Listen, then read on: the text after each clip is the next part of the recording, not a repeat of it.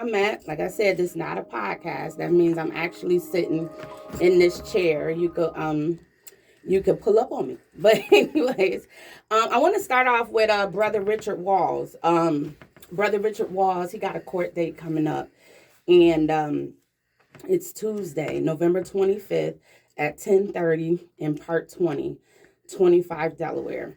Once again, Brother Richard Wall's next court date is coming up Tuesday, November 25th at 10:30 in Part 20 at 25 Delaware. Let's show up for this brother. His last court date, we showed up in numbers. This brother needs our support.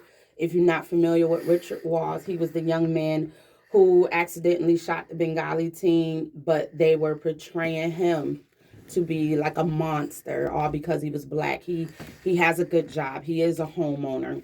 He felt threatened. These young people, these young Bengali teens were calling him racial names, everything, and he felt threatened. And he shot one shot. Unfortunately, we lost a young life. So let's show up for Brother Richard Walls. His court date is coming up this Tuesday, November 25th at 10:30, Part 20 at 25 Delaware. Okay. Also, too, today is like everywhere is like turkey giveaway.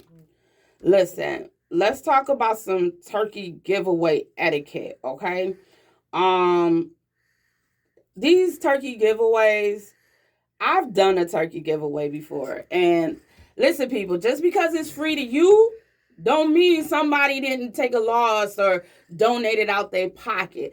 So be grateful for the one turkey you get. Because girl, you laughing, and that's my next guess. But she they know they can relate. Like, I did a turkey giveaway before. You get people pulling up, oh, I need 4 turkeys. Okay, I'm gonna give you one. Where do you know you rolling up free to just let me get a turkey? There's so many turkey giveaways going on. Take your one and go pull up to the next one. If you need, first of all, who cooking all these turkeys? Mm-hmm. I don't cook. So who cooking all these? So how quick y'all cooking these turkeys? Who are y'all trying to feed? You know what I'm saying? So turkey giveaway etiquette, and I'll go over a few that I know later on. But today turkey giveaway day, because it's always a Saturday before Thanksgiving, and everybody, the one way they want to get, we're going to give out turkeys and stuff. Half these people don't even cook. I never forget, we did a turkey giveaway at the police station, and the one lady was telling me, yeah, she older, so she can't really move, so I'm going to get her a turkey. How's she going to cook the turkey? How's she going to cook the turkey? People, when people are giving away something to the community for free, just be grateful, say thank you, and just move on. It seems like when we do something in the name of people like need, like, oh, I need, then sweetie, you ain't no room to be entitled. You be grateful.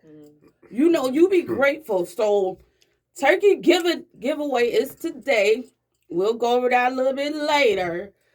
Just be grateful for that turkey you get. Please don't be pulling up just automatically entitled. Well, I need 2 or 3, or I need this and I need that. Like, okay, but you could have went and paid for it too. Let's be clear. We live in Buffalo. Food stamps is out here. I don't think they stopped here. So that's my point. People, let's stop falling, just going nuts over free, losing our soul over free. Okay, we will get to that. Now, request line is open. 716-837-1112. Y'all know me. Y'all are more than welcome to join this conversation that we're about to have.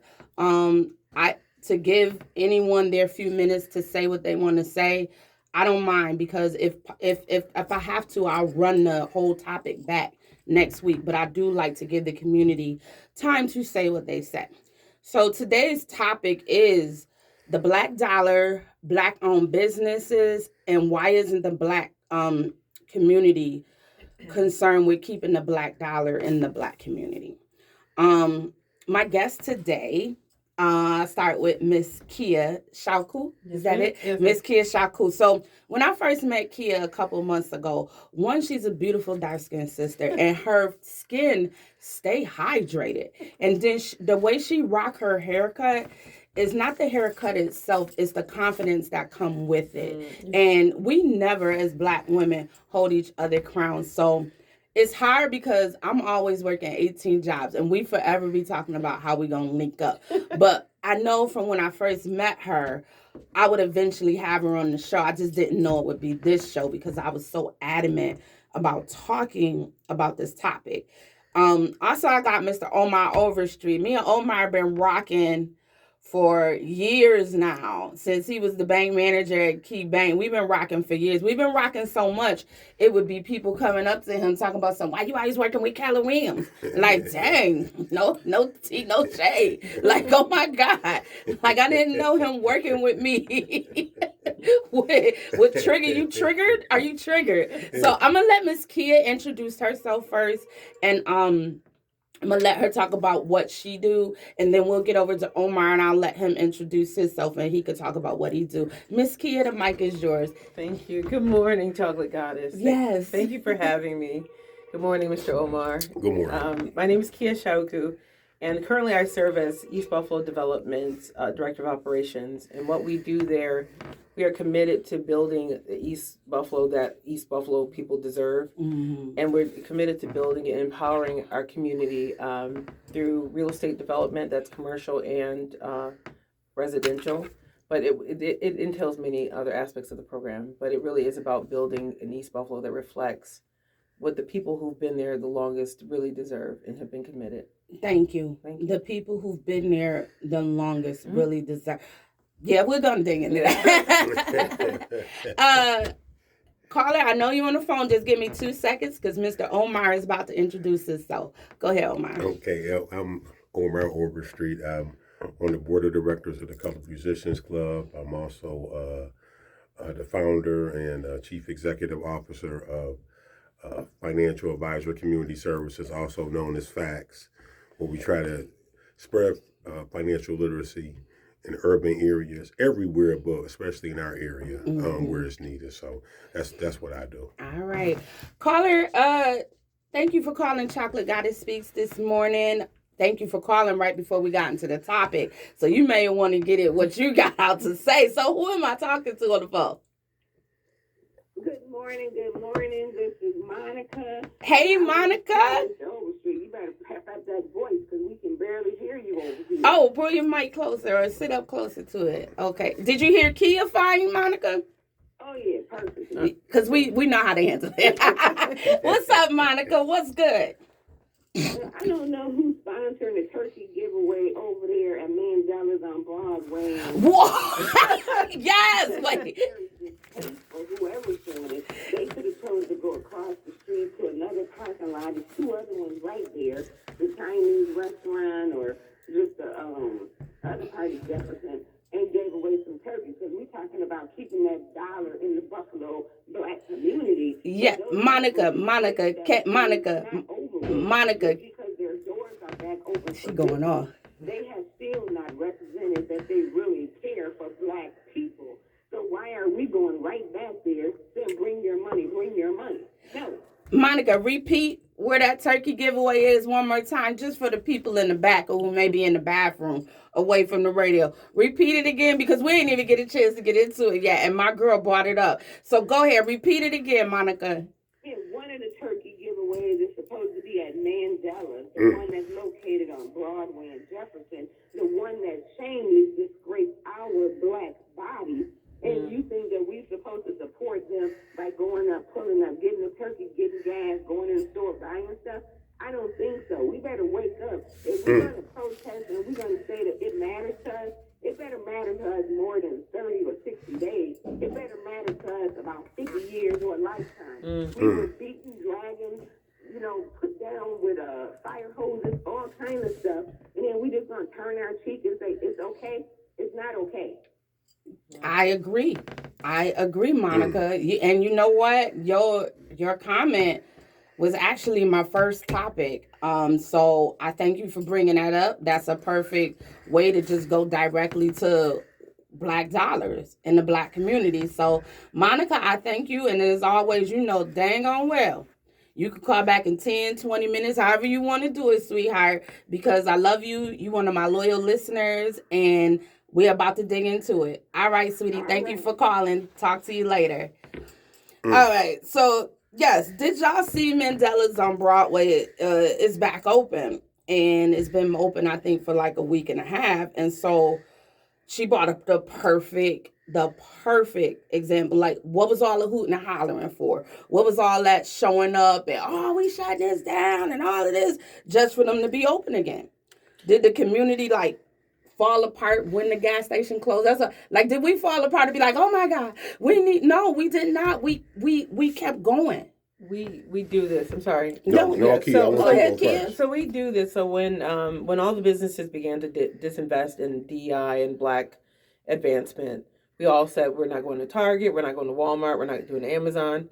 So many people have backslid, and the reason, I was working with a group to have a solution for this, and the solution is, what is the alternative? Mm-hmm. Right. So we tell people abstain, but fasting is not a plan. Like, you can't live on a fast. Right. What is the positive outlet for place for us to use our money? Like, so what we should have been doing is building those people who are in our community who want to have a store. We should have been supporting them and getting them off the ground so that we have a substitute.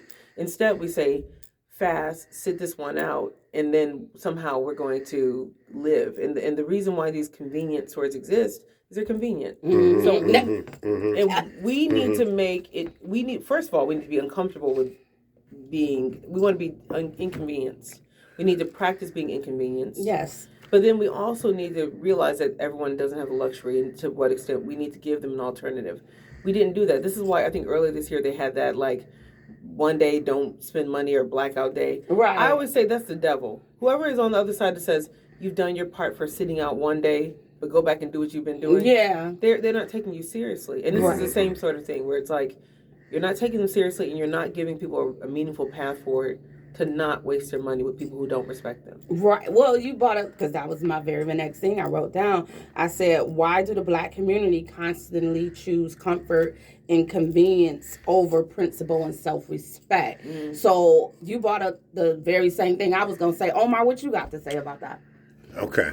I'm gonna be good. I'm on your show, chocolate guy. I mean, I get it, but I think I developed my following because I keep it real. So however, I am not a fan of Mandela's reopening up. Okay. We talk about economic stability. Black businesses across the nation employ 1.3 million workers.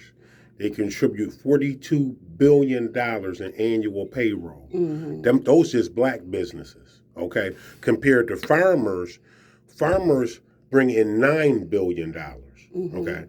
We bring in $42 billion. One important things of having Black stores is the Black stores give back to the community.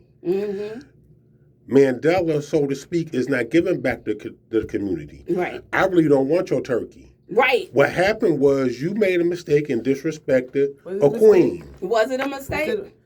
Is it a bug or a feature? That's I always wonder. Was it a mistake? You're being gracious. And I'm being gracious because maybe it wasn't a mistake because in their country that's how they do it. So I'm don't confused. have rights in their country. So I'm confused on why you would do it. But your constituents are Black. Right. So you have to treat them with the highest, mark of customer service. Right. I had some food from Mandela. It wasn't good. It wasn't no salt on it. Anybody put no stick on me. So I'm confused why, So, that's where I'm at with that. $42 billion is a lot of money to contribute to a country that really we playing back fiddle, especially with the administration that's in here now. I think you're about to open a can of worms, and I want to address the convenience part because I think it's important. But I think historically, the reason why we're this way, and I love Carter G. Woodson, The Miseducation of the Negro. I got that. Everybody should read it. We can do a book club whenever you want. Yes, we can. Say when, and I'm there. Girl, I'll put it together. Well, you know me. I work 10 million jobs, but as soon as I get out of here, we'll talk. Yes. We'll connect. We could do a book club with Carter G. Woodson. Yes, you guys hear that? Hold us accountable. Yeah. But one of the things he writes in the book, and I love like Du Bois and Booker T, what they show is at the end of slavery what happened to Black people. And what we were taught was nothing that we had was good enough. Like there was a saying, the white man's ice is colder. That's absurd, right? Cold ice is ice. However, we were taught to despise our humility and despise the meagerness with which we were starting and prefer the things of the oppressor. And that has continued. That has been part of our miseducation. We prefer the things of the other because we're taught to despise what we have. This is why our neighborhoods become gentrified. This is why our music becomes co-opted. This is why our culture expands. It's because we don't get to hold it because we're taught that it's ugly, it's base, it's not worthy or worth anything. And yet people are vultures are just standing around waiting for it. We have to learn to love what we are and what we have. And then to the point of inconvenience, I would say Buffalo's game for our community has always been the hunger game. It likes to keep us hungry so that it puts a few of us in position. Right. We take the position and we're worried about staying in our position so that we will be the blockers and the gatekeepers. And so that hunger makes us willing to accept things and to fight. And we see the person who's next to us who's hungry as our enemy and not the person who's keeping us hungry. And so we don't embrace. Like I say, our only way out is to embrace the Hunger Games. Say, you want me to be hungry? I'll fast. But I'm going to fast with a plan and purpose. So, well, back to when all of this, I'm going to always let everyone, like I said, if we got to run it back next week, we just be right back here. But I just feel like it was fake outrage. I feel like it was fake outrage. I feel like the establishment had some closed door conversations and said to whoever on the other end, just let it die down a little bit, and then you could open back up, and they thought that giving out a free turkey would bring us back in. Now I was scrolling on Facebook myself, and I saw Betty Jean Grant post this flyer that the turkeys is being given away over here at Mandela's. Yeah, I saw her post it, and so I'm like, so the store been open for 5 minutes because then I had to call. I had to chat with Jamar, and he said, "Okay, ask." So I'm gonna ask the community right now. He said, "Ladies, if your man put his hands on you, that's the one. Yup, A bad he boyfriend. He said, if ladies, if your man's put his hands on you and he leave out, and then he show back up with a turkey in his hand, is y'all just gonna let him back in?" Some women will though. Yep. Some women, like, let's be honest. Like there's a constituency, there's a component that will accept the turkey as a gesture, but so then you have to ask yourself, why is that the case? Why is it that we come so cheaply? Yeah. Like who taught us that we could be had so easily? Yes. I can explain a little bit of it. Okay. This is part of the problem. One of the things regarding a black businesses strengthen the cultural identity. They strengthen our culture. What they are doing is they are looking. We don't see that, and that's one of the reasons. We don't have any black stores. We have black store on Fillmore, but we need to have more black stores. We need to have more black people that's in tune with their credit so they can buy a black store. Right. We need to have our own black supermarket like we used to have back in the day. I know it don't have to be black. It could be Spanish. I know those people on Delavan and Maine. Oh, that's good. That's Salud Market.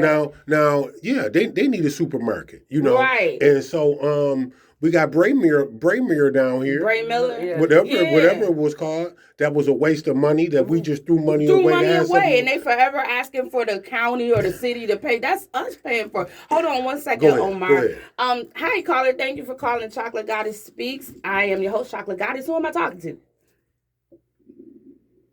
Caller, you still there? No. Okay.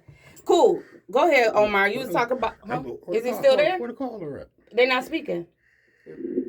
Caller. Hello. Yeah, hello. Oh, okay. There we go. I'm like, oh my God. How you doing? Who am I talking to?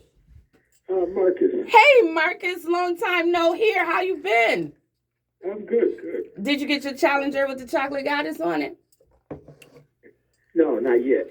Them Challengers gone. That was like a hot ticket in the city. But thanks for calling, Marcus. What you got to add to the conversation? Our tutelage, our hatred towards ourselves.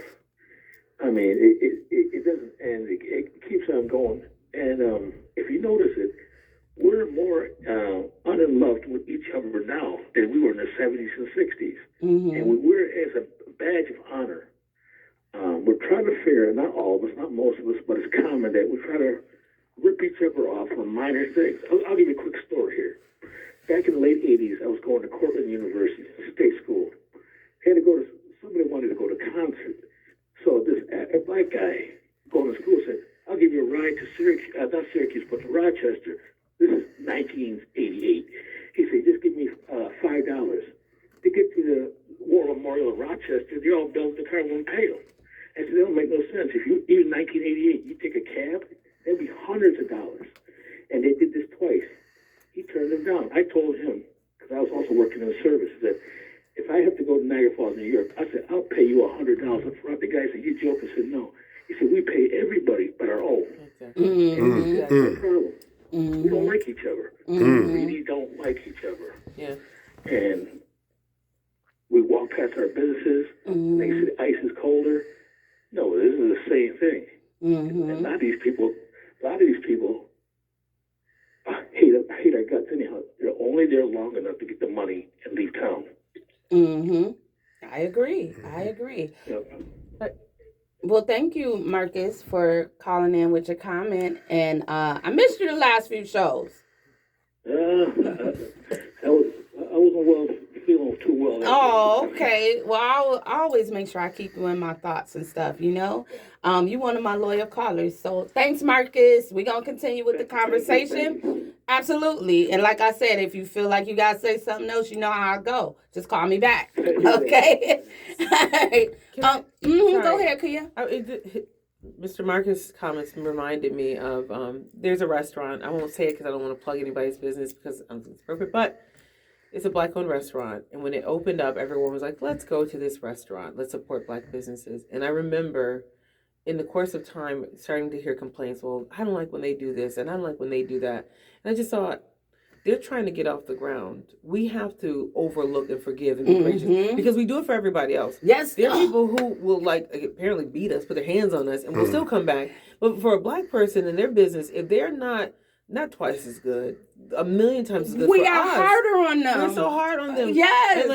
And it's like, where is the grace? The grace to grow. We have to know that our dollars in black businesses are an investment in the black future. Yes. We are not spending money simply when we support black businesses. We are investing. Girl, I think you was in my head because I was scrolling on Instagram and I came across this short video where the black guy was like, you know, we are very harder on our own people, but we could go to a McDonald's and the ice cream machine is broke and we'll go leave and go find another McDonald's where the ice cream machine is working, but we don't show our black people grace. I got something more stupid. You'll sit in McDonald's line for an hour and a half. You'll go back to that same McDonald's 2 weeks later and sit there another hour and a half. Right. But we won't give our black businesses grace. Yeah. Right. So, I think if you absolutely need that turkey, there's so many other turkey giveaways going on today. If you need it, okay, fine. Put your pride aside. Go get your turkey. Okay. But are we really saying it's okay to disrespect us? Put your hands on us. Say disrespectful things to us. But then if you give us something free, we right back in it with you. I feel if we look historically at the end of slavery, that's what happened. Many of us were when slavery was abolished and you could leave the plantation. Many people didn't. As the book Having Our Say, the father of the Delaney sisters, he said people didn't know how to be free, and so they returned to their oppressors. I think that is a rhythm that's built into us to return to the people who hate us and hurt us because we've been surrounded by them. Right? What has been the alternative? And I think it takes us to have an imagination and a vision of what it means to construct a black community. One that's not going to be perfect. Right. One that's we're going to limp along, but we're going to love each other. I will say this about Buffalo. I grew up here. I've lived a lot of places. We say that we don't love each other. Buffalonians, there's a way in which we show up for each other that is just uniquely Buffalo. And there's a way that black people in Buffalo love black people and blackness. It's uniquely Buffalo, and it's beautiful. I think we've never learned how to marshal it and tap into it. Again, the piece that's missing is the vision. It's the direction. Is how do we channel this stuff? And it's not just this nebulous, vague, I like you because you're black, or I like you because... But, no, what does it mean when you really understand that dollar is an investment? Yes. That dollar is building black wealth. Right. So if your black wealth comes with a less than ideal situation... when you're investing in Wall Street, trust me, you're getting less than what you think. You're supporting genocides and all kinds of things. You allow your 401k to support that. Right. Yeah. Well, that's what I'm saying. When people say, "Oh, like the Bengali community, the Middle Eastern community buying up everything," no, we bought it. We bought Yes. it. When every single time you go patronize one of their stores, we bought it. And instead of spending that money where our people can buy Yes. it, if we're not changing something, we're choosing it. Go ahead, Omar. We're going to rewind a little bit. Okay. The first thing when they come into our country, the first place they come is the bank. The first thing they want to know about is credit. So if one of our people come in and want to talk about credit, you can lay that manuscript out there, and we could tell somebody we about to buy a house, don't buy anything, don't run your credit, and that person may turn around and buy a brand new car. Yeah. Oh. What's going on? Well, you like it? what's his It's name? a brand new Is his car. name Dr. George I don't even want to say the man's name. I want to say, let me But look this is the difference. When they come into the bank, they come in with an interpreter. They come in with but they want to understand how our credit system works. Once you break that credit system down to them, they ready.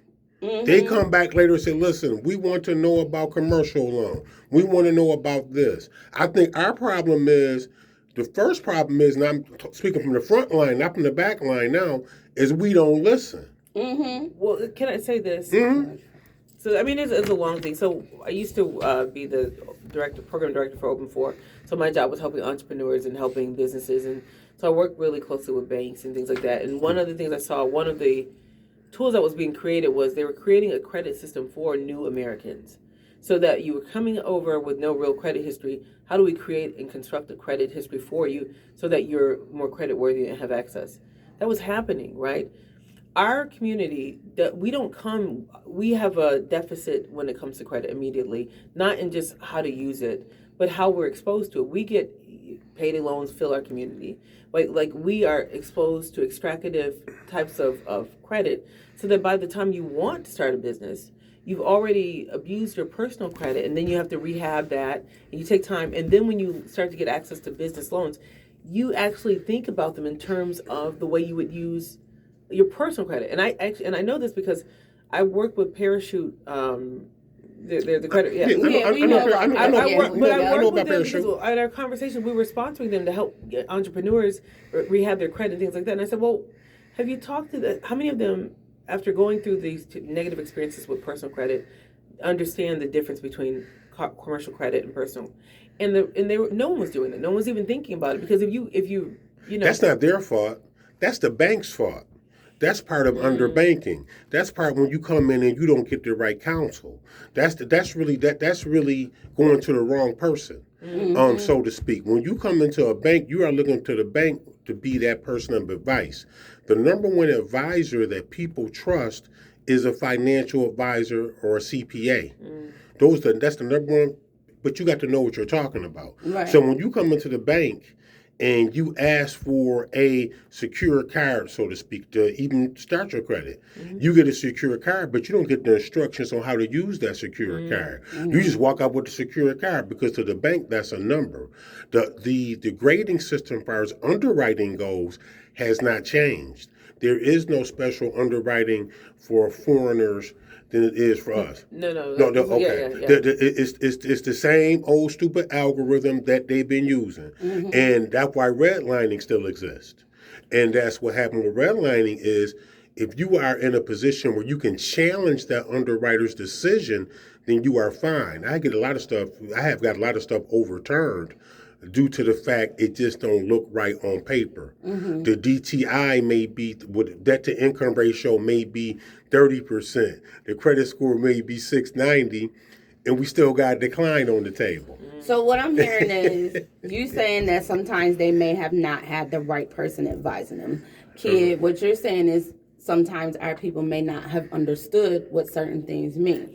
But, I just wanted to say that we ain't got to debate it. But what I want to say is, now we're going to put some responsibility on the community too, because I saw this other clip by Dr. George Fraser. He said the problem is you got white people planning like 2 and 3 generations ahead, while our people, black people, are planning for Saturday night. Right. But it's unfair because I think, okay, our kids grow up with messages, follow your dream. Okay. And I used to, it bothered me so much because I would watch, to your point, white people, before you ever, when you get engaged and you get married, you decide where you're going to build your little buy your townhouse in New York City. Because you're thinking about what pre-K your child will go to that will lead them to go to middle school, high school, whatever, so they can go to college. You're planning their future before they're even born. But listen, those people know to do this. Our community, we're bombarded with messages that say, follow your dream. What does that even? And then people come to our schools with our kids and like, hey, you want to know what a day in the life of an ophthalmologist is? That's not. Well, we're not creating real pathways to move beyond certain things. And I know because I've done it. I've taught people computer science. I've taught engineers. I've raised a generation of Black engineers. Right. And that came from having a vision for what does it mean to actually get you from point A to point B. Most people don't do that. Most of the stuff our community is bombarded with is superficial. And so we have a diet of McDonald's, a diet of candy, a diet of pop that doesn't have a mean path. So we can't, I shouldn't say can't, that's a strong word. It is more difficult for us to have the clarity to be able to plan for that 2 and 3 generations. I get what you're saying, but I also want to I just feel like determination. So for example, who's that young man out there? I want to say like 19, 20 on the east side, the lawn barber. That young man has built his landscaping business from the ground up, just from cutting lawns, from picking up a lawnmower, cutting grass. Then he invested in himself, was able to buy more equipment, invested in himself more, was able to bring somebody on. So it may not be as in depth, like, oh, our kids may not be interested in computers and stuff, but there's still a pathway.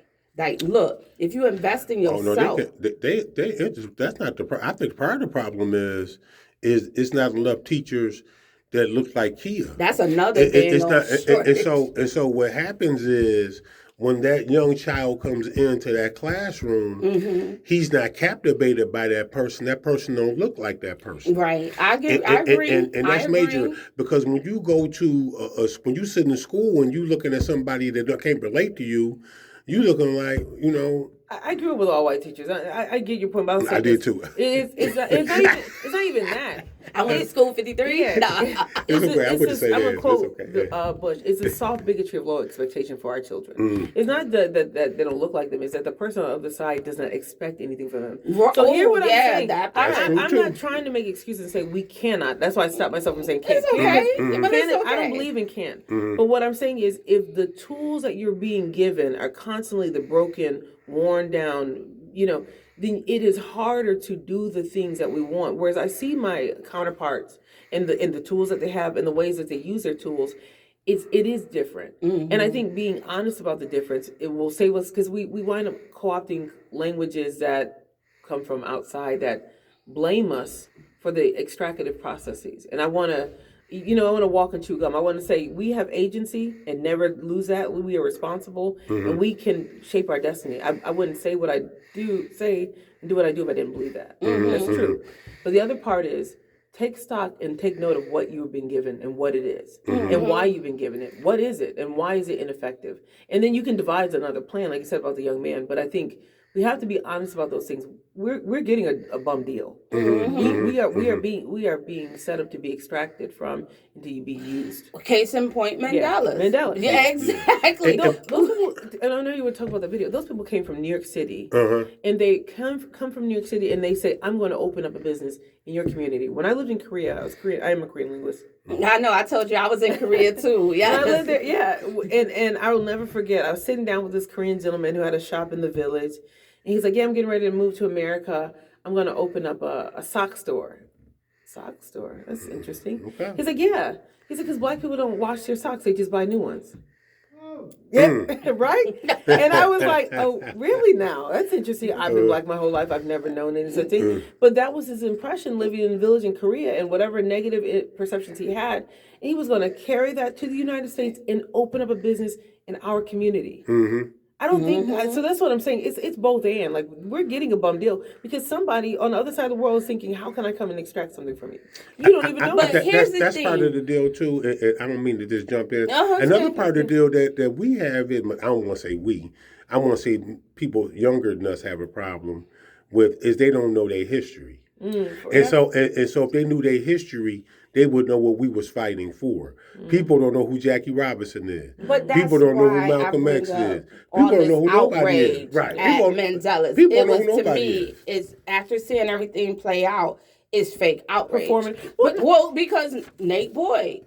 I don't know. Oh, honey, just go get a Facebook Live thrown in your face or something. But bottom line is this: he was one of the loudest voices out there with his camera. Oh yeah, y'all know how he performed. Okay. Just to see him, I'm scrolling on Facebook and just to see him now, he's standing outside of Price Choppers, like with they doing free turkey giveaway. Like, bruh, are you a Decepticon? Oh, wow. Like, you get what I'm saying? Yeah. He giving off Decepticon vibes. Wow. You know, you're over here, you're screaming, like, even at the Stronger Together rally in MLK Park. Main one standing near the statue, about to break his hand just to have the camera out at everybody's face with, we stronger together. But then you're doing these little so-called Facebook commercials. Oh, they're going to be giving out free turkeys here, y'all. They're going to be, wait a minute, weren't you the one? So that's why I'm like, we also got to be careful who we listening to and learn how to seek for ourselves. Learn how to be an activist. Yeah, I trust what I see, not what you say. But what do you do? Sorry. No, go ahead, kid. But all I was going to say is learn how to be an activist. Sometimes social media might be the worst thing to happen. Yes. Because every time something happens, somebody going to turn on their phone. They're not looking at the reason that black businesses first started. The one reason black businesses started was to shorten up the gap, the wealth gap for black people. You know, then all of a sudden we don't see no more black businesses. Right. So what that mean? That mean they gave up on that mission. That's a mission they gave up on. Yeah, so the racial wealth gap. They gave up on it, but we shouldn't give up on it. Right. You know what I'm saying? I don't even want to use, so even talking about the wealth gap is using their metrics. I want us to be excellent, and I want us to live a fulfilled and meaningful life. I don't think it necessarily has to be comparable to, because honestly, I got up this morning and it's like, my sister always says this, get out from among them. Like, we have to decide that we want something that is uniquely ours. We've always done that, right? We've always made a lot out of a little. One of the beauties of our community is Thanksgiving, when people, no matter where you are struggling Thanksgiving, people make a meal. People make it happen. We've always been able to build out of scarcity. We are ingenious in this way. Well, that's why I did, not to cut you off, let's not have this mentality that when one of these stores is closed, the hood is going to suffer. And we've always been able to make it. But they told you that when Tops is closed, it's a food desert. I'm like, wait, where did that word come from? That's an academic term that started in academia. Someone who was not in the community, looking in the community, trying to discern how people got by and how they made do. And they told you what it was. And then we in the community, we run around and chase those grant dollars. Like, yes, it's a food desert. It's a food desert. No, what is it? You need to learn how to see yourself in, first of all, see your resources, see your assets. Stop seeing yourself from a sense of deficit. See that you are and you have. You are bombarded with messages that tell you that you're less than and you don't have. That's how they get you to move. We would not have sold our houses on the east side if we knew the value of the fact that they're not making any more land. That's right. Right. They're not making. That's right. So we were taught to despise our community, and we were taught to give it up. And people were willing to move in and say, "I'm here," and then celebrate themselves for having done it. Well, I'm not going to knock, and I Go don't ahead. want to, and I don't want to knock anybody. I'm not here to knock anybody. However, I'm going to go back to Mandela for 2 seconds. Okay, because I was going to bring up the next one, but go ahead. Those stipulations for them to even reopen wasn't good enough for me. Why it have to be? What should have happened was they should have hired half people in that neighborhood. Let's put some jobs in here. Let's do that. Let's have an understanding. Let's have a public forum before you open those doors back up to let you know what we expect. It take more than a turkey. Right. Let's take some dialect. Let's take something so we can converse back and forth. I'm not a fan of opening up and they under the same mentality that they are.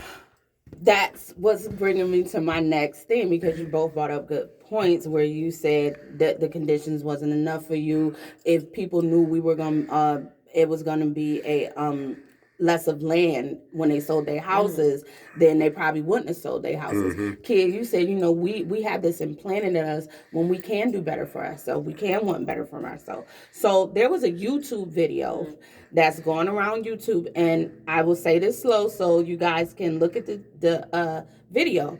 is called Inside Buffalo's Muslim Hoods. That's the exact title. And in there, pretty much they're giving us the blueprint of what they did. They're giving us the blueprint. But what stuck out to me was the white guy driving, and it's around the 7-minute mark. And he said, the Muslim community implanted itself in the African American community on the east side and overall the businesses.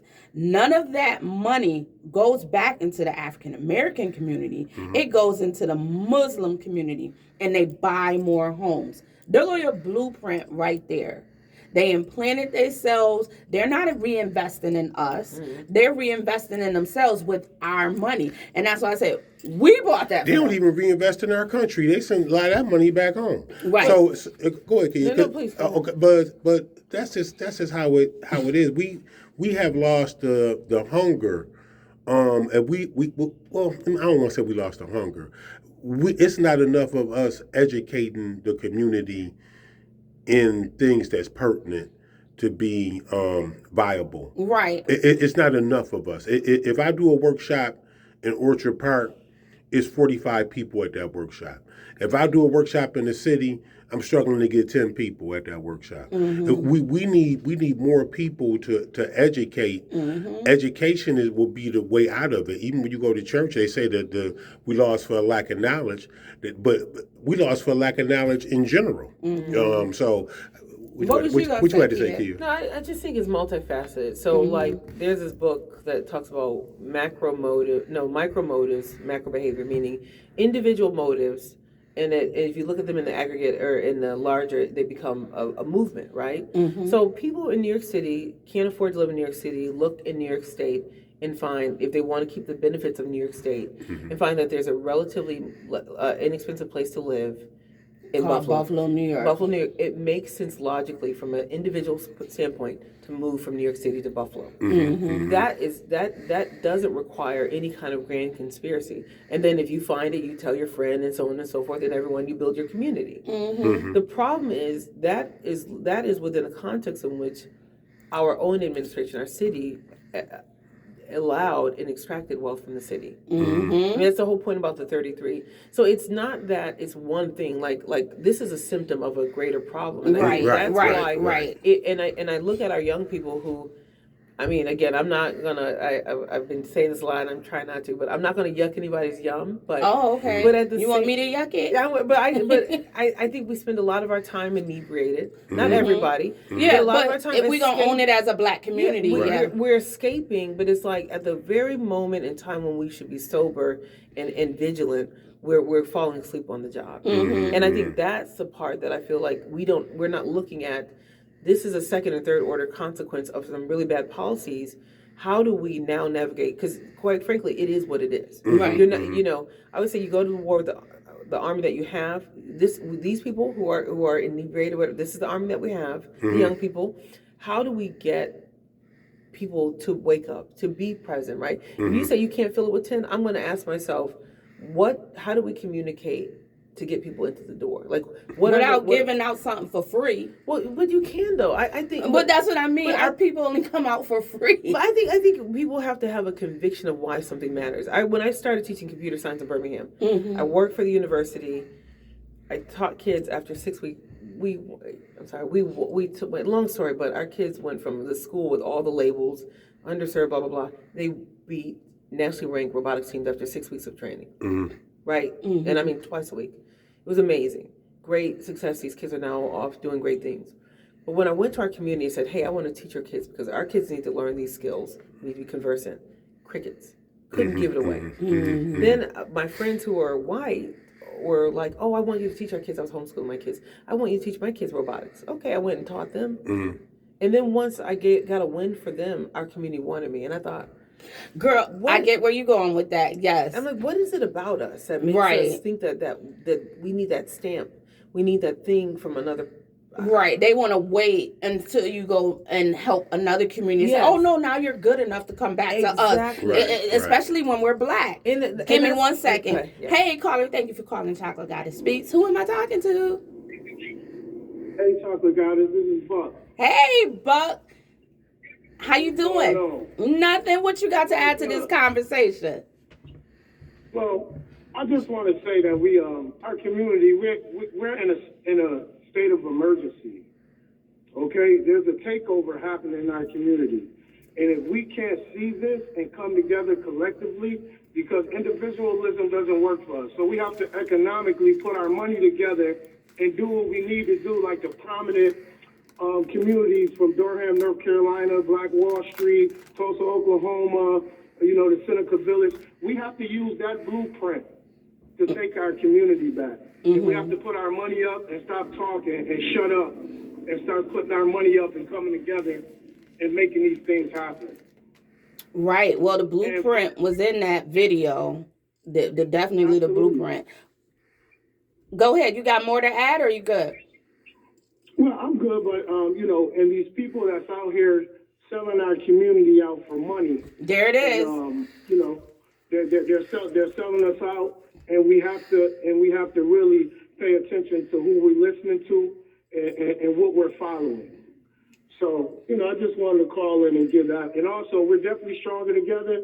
And I'm the head of the economic committee of the Stronger Together, and we're definitely in motion to start a small community within within the city of Buffalo.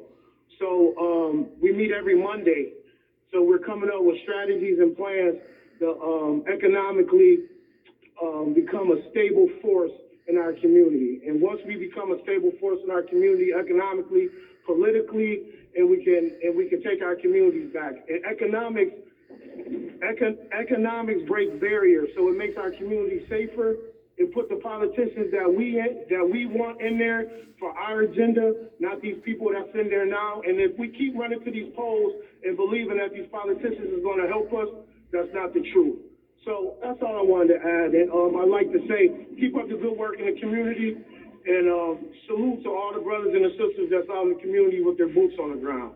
All right, Buck, I thank you for your comment today. I could tell you driving, so I feel especially special because you driving and you still trying to comment on what we're talking about. Thank you, brother. Thank you so much. Y'all can catch Buck at Salute Market. I always go in there and get the BB Smooth smoothies. Sometimes I get the Green Queen, but he just turned me on to CMOS. I knew about CMOS. I just ain't want to really rock with it like that, but I will come around. But thank you again, Buck, for that. So I get what you're saying. You're right, because I know a young lady, dark-skinned Black female. She has this program where she mentors kids. She talked to a lot of people in Buffalo who look just like us, who didn't want to give her a chance. She took her program out there to North Tonawanda. And so you brought up a great point. As always, kid, you on point. Anything else y'all want to add? Because I always look at the clock here, because we good, but eventually Lee gonna come in and be like, okay, you got 5 minutes. I want to piggyback off Buck. Buck is on point.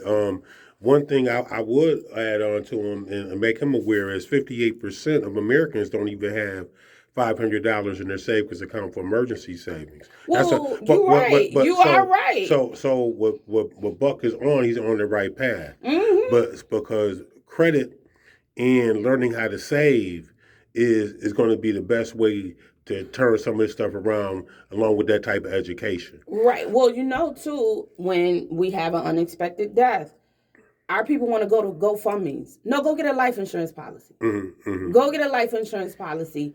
Stop with this GoFundMe stuff. You could get a life insurance policy. It don't even cost that much a month. It's where we're choosing to spend our money. And it's what they're surrounded with. There is a psychology when it comes to money. So it's what they're surrounded. If they're not around anybody that's talking about life insurance, right, don't expect them to get life insurance. If they but not that's around, what Kia was saying too. Right. We got to get the people out. Why won't you come out to learn about this stuff? Why do I have to give you something free for you to come out? We can teach this stuff. They can, but a lot of people just don't know. Or know the value of it. But a lot of people don't know. A lot of people don't know they can go to Buff State and get a business grant. A lot of people don't know a lot of different stuff. That somebody will go spend $8,000 for a business grant, and a business on plan, and they'll, oh, it look good. We went to Buff State. Oh no, I just gave them $8,000. Not knowing they'll do it for Not free. knowing they can do it for free. At A lot Buff of people State. don't know if they got poor credit, they can go to Pursuit still. Just because you got poor credit don't mean you can't get funded. You can go to Pursuit. It's a lot of stuff they just don't know. And I guess my question would be is, how do we get it out there? Well, I think that's the thing. This is a platform, right? We all have connections. We all have networks. I think when we take seriously the people who are under our umbrella and take responsibility for them, like if we think about the least of these, we all have family members. We know, you know what I mean? We have people in our life that we would benefit from this information that we don't feel a necessary burden to share with them. And I think, we talk about each one, teach one, and automatically we think community. But if we thought community, starting with concentric circles of people who are closest to us, we would be more effective. Because if you just take the little embers of people who are equally, committed with conviction, Right. and they really took responsibility for what's around them, that would make growth. So what you're saying is we don't have to take the whole community at large if we start with people who are equally yoked with us. Be faithful with a few. I mean, honestly, I understand. The work I got started doing and all the work that I've done started with me and my children. I was raising my kids. I was homeschooling my kids. And I was looking at them and I'm like, okay, they're going to be good. Their dad's a professor at Buff State. They're going to be all right. But what about their neighbors? And that really was the impetus for like teaching other people robotics, programming, engineering, was building all these different systems so that people had access from point A to point B. The same way my kids did, I wanted other people's kids to be able to flourish. Right. So you have to have, but it started with a conviction, like I wanted good for my own, but I wanted the same good for my own for other people. And so you may not, I mean, God was gracious and I wound up moving way more than I ever intended. But I didn't start with a grand vision. I started with how am I faithful over the little bit that's around me. And I think that the ones who know have the opportunity, and we don't. We're so busy. This is going to be a side. I think we've adopted. I know there's a call. I'm going to say. I think we've adopted many of the approaches and tactics to doing community building of people from outside who take towards our community, and we've stopped thinking and doing what we've always done well for centuries. And so I think we need to return to first principles. Come on now. That's Okay. right. Hi, caller. Thank you for calling Chocolate Goddess Speaks. Who am I talking to? Hi, my name is Oscar. I just wanted to chime in. A very good conversation this morning. Okay. I just think that we as Black people, Indigenous people, we have to keep in mind that it's one thing to be self-employed, and it's another thing to own a business. And you have to have structure in place, and other races have like their religion and other things in order, and I'm just going to say it better than we do. Buffalo, to me, being a smaller community, like it happened a few years with the funeral homes, work together. We have to collectively come together because there's not enough dollars still to go around to support all of the Black businesses so they can be successful. But if we work together, to come up with some type of common ground, I think things will work better. Thank you Thanks for so taking my much. call. Absolutely, Oscar. Thank you for listening to the show. I hope you listen to the show every week. Thank you for your comment, and we will take that into consideration as a community. Thank you so much, sir. Thanks. Have a good day. You too. So I gotta hit this up because when the conversation get good and we start cooking, that's just what we do. But I want to thank everyone who came out to my Chiefs meeting this past Wednesday. Her meeting definitely grew. To the president of Jam Block Club, Miss Annette, to the president of Academy Popular St. Mary's Street, Miss Gwen Cruz, Sandy Brown, president of Reed Street and the 11 adjoining streets.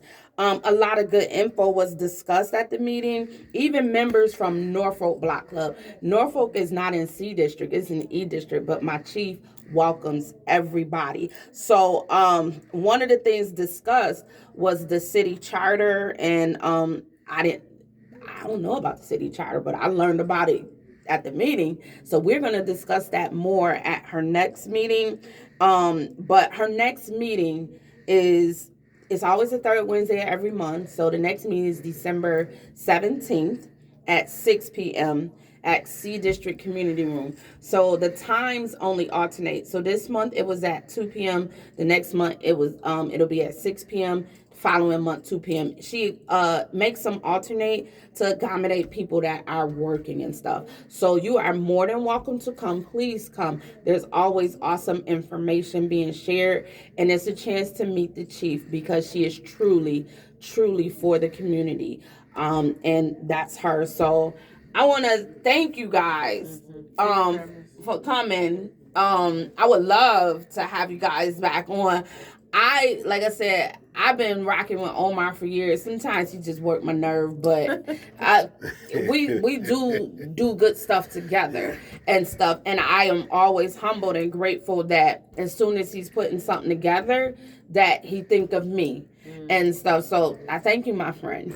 Kia girl. Yeah.